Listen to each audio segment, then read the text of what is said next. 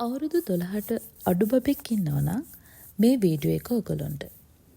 ඇත්තටම අපි කැමති අපේ දරුවන්ට හොඳින් උගන්වන්න. පොත්වල තියෙන දේවල් කටපාඩම් කරවලා විභාග පාස් කරවන්න.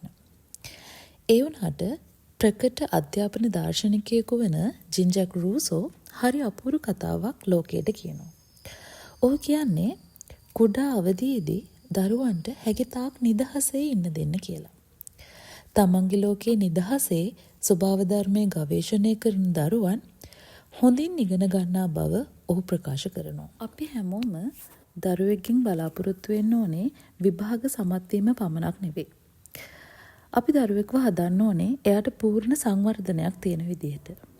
ඒ කියන්නේ එයාට සමබර පෞරුෂයක් තියෙන්න ඕනේ. යහපත් ආකල්ප, ඒ වගේම අන් අය සමග සහයෝගයෙන් කටයුතු කිරීමේ හැකියාව, අන් අයට ගරු කිරීම, ඒ වගේම සමාජ සම්බන්ධතා හොඳින් පවත්වාගෙන යන්න පුළුවන් දරුවෙකු අපි බිහි කරන්න ඕනේ. ඒ වගේම පූර්ණ සංවර්ධනයක් තියෙන දරුවට හොඳ ඔරොත්තු දීමේ හැකියාවක් තියෙනවා. නිර්මාණශීලීව සිටීමේ හැකියාව, තර්කානුකූල හැකියාව, ඒ වගේම අභියෝගවලට හොඳින් මුහුණ දීමේ හැකියාව ඒ දරුවට ලැබෙනවා.